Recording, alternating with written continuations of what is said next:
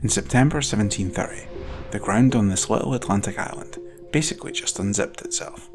What followed was 6 solid years of eruptions that buried over 24 villages in fire and ash.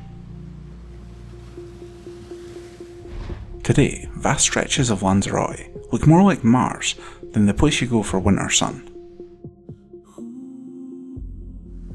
So how do you actually explore an apocalyptic wasteland? Do you pay to join the huge crowds at the tourist sites? Or are you better off just walking straight into a crater on your own?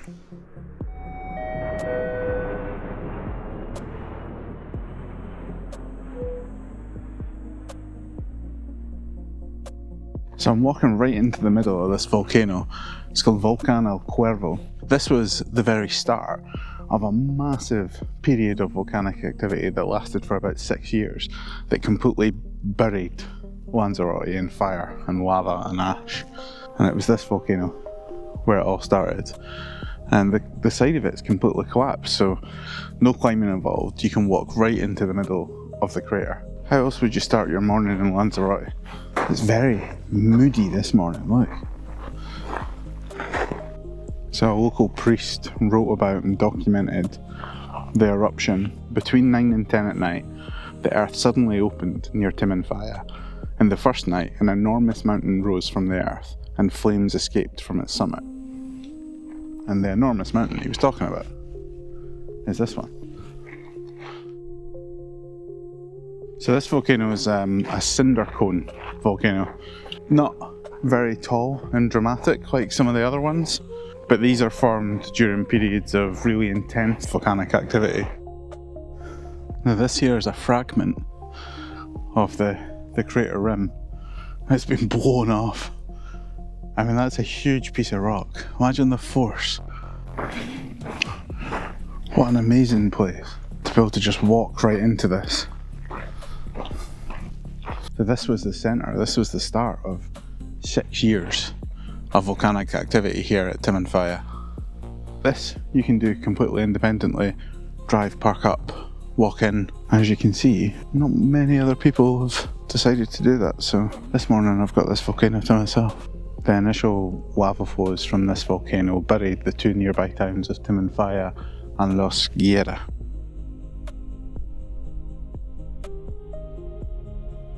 The rock that came from this eruption, lapille, I think is how you say it, that's the porous rock that holds onto moisture and allows the farmers here to grow grapes in the volcanic soil.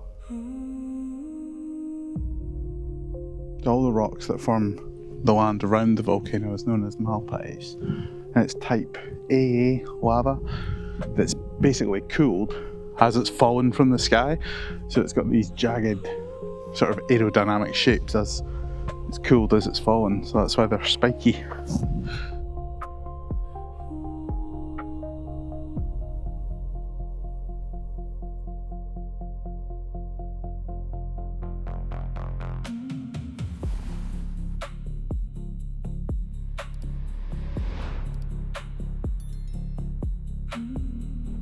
But if you fancy something a bit more vertical, head north to Volcan de La Corona. You can see side of the crater that's kind of collapsed, and it's actually a relatively easy hike up to certainly that low bit of the crater. We'd recommend doing it in the morning or later in the day, not in the middle of the day when it's hot, because it is still hard going, but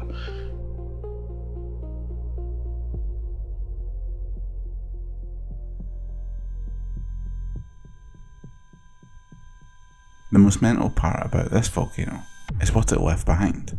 When it erupted, the surface lava hardened, but underneath, a superheated river of liquid kept flowing toward the ocean. When it eventually drained out, it left behind one of the longest volcanic tubes on the planet.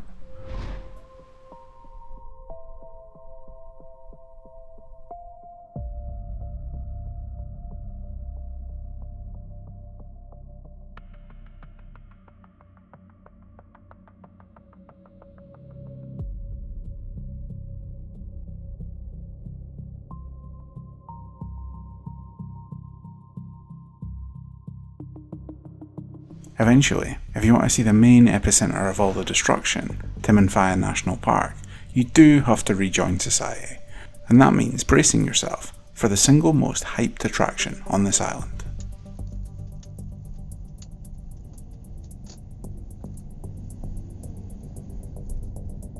I've been here for about 40 minutes.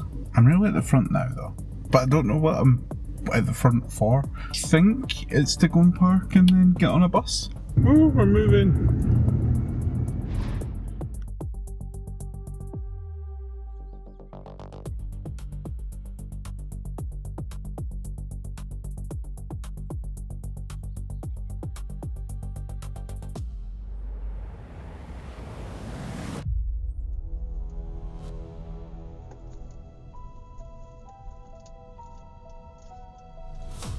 Yeah, you're stuck behind a pane of glass, but the bus route gives you the only real vantage point to understand what happened here. For 6 relentless years, this island was essentially hell on earth. Over 1 billion cubic meters of lava spewed out, eventually swallowing a full quarter of the entire island. The sky went black with ash for months at a time, and 26 towns were just wiped off the map. The Sea of Lava is a frozen ocean of destruction that permanently rewrote the map here.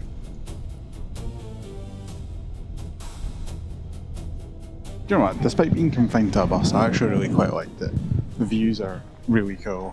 It's nice to be able to just sit and enjoy the view, because the road around's pretty crazy. It's a bit annoying, like sometimes you're just on the wrong side of the bus.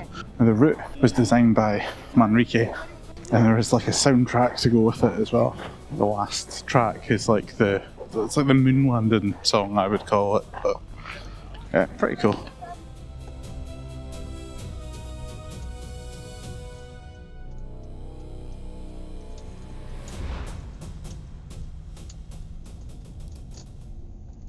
If after the crowds at Timanfaya, you're craving a bit of an escape, head to the northern tip of the island. It's still volcanic, but here, the dark rock meets pure white sand blown over from the Sahara.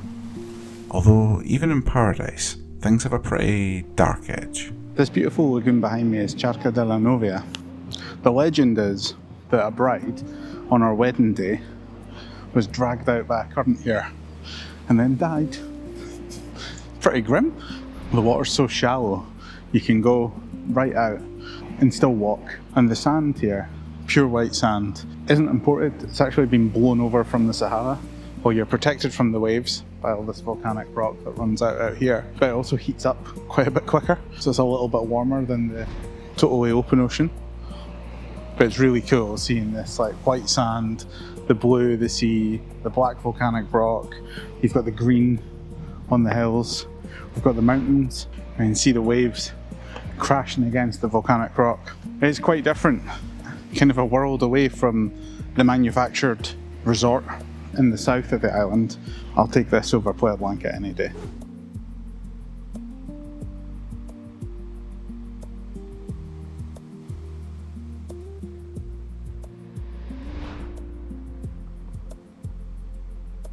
If you really want to drop off the grid, jump on a ferry to La Graciosa. Officially recognised as the 8th Canary Island in 2018, it feels like a different century. There are no paved roads here. Even the streets in the main town are just sand. Only 700 people live on the island. This is what the Canaries looked like before the modern world arrived.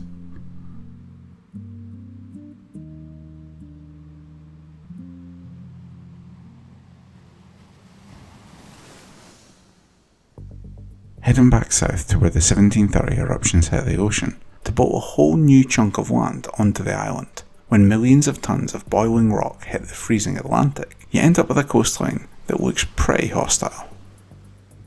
This is Los Hervideros. Caves created from magma cooling when it hit the water. At high tide, the waves really crash in here and smash right up the side of the rocks, and it can be quite dramatic. This so happens that it's quite calm. You think of the sea eroding the rock, but the rock came in the place of the sea, right? This lava created new land. So now the sea's like, hey you, out the fucking way. Give me my space back. If you follow the jagged black rock a bit further up the coast, the landscape completely changes colour. I'm in love with this volcano. Its name literally means bright red, and it's part of the 1730 eruptions. Beautiful, bright red colour. And on the other side of it, it's kind of yellow, and then it's surrounded by all the black, and then you've got the blue of the sea. That tug of war between the ocean and the newly formed land is perfectly summed up at El Golfo. It looks like a toxic spill, but it's actually the heart of a drowned volcano. The Atlantic battered this crater until it ripped half of it into the sea. The green lagoon left behind gets its colour from a unique algae that feeds off the volcanic minerals. The locals used to bathe in it until there was a landslide from the volcano behind, which kind of reclaimed about half of it, but now it's fenced off. Nobody can access it. It is really beautiful. I mean, you've got the blue of the sea, the red of the rock, the black of the sand, the yellow of the rock, the green of the lake. It's a pretty cool place.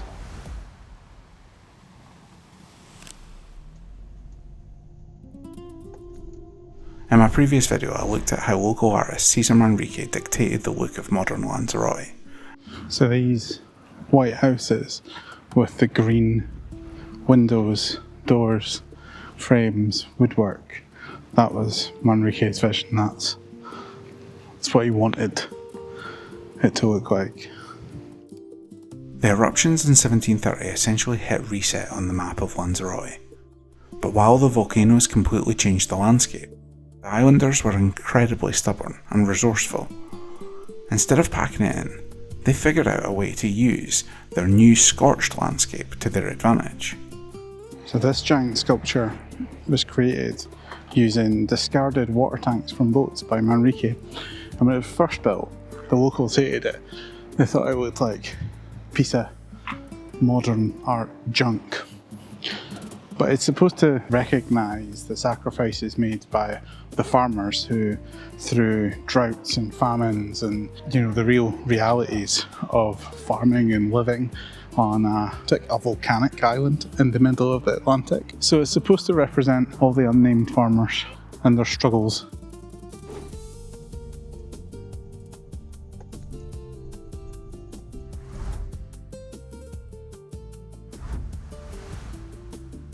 So I want to finish this exploration here at Geria.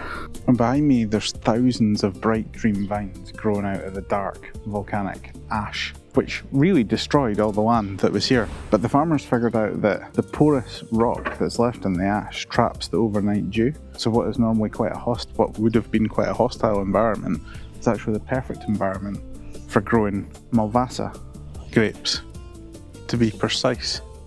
And they're protected by these little walls to protect the plants from the wind. So all of these craters that the vines are planted in are hand dug. Some of them are up to 3 meters deep in order to reach the soil at the bottom where the moisture is. And they're picked by hand. But yeah, it's something quite pretty really, out of all the destruction.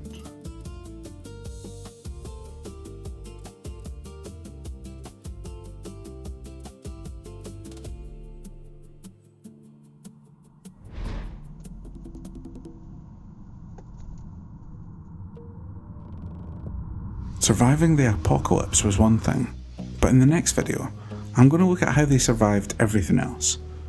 From fending off actual pirate armadas, right through to the 1970s package holiday boom that turned sleepy little fishing villages into a sunnier version of the UK. To find out how Lanzarote became the ultimate tourist machine. To make sure you don't miss that, give this video a like, subscribe and hit the notification bell. Cheers, see you soon.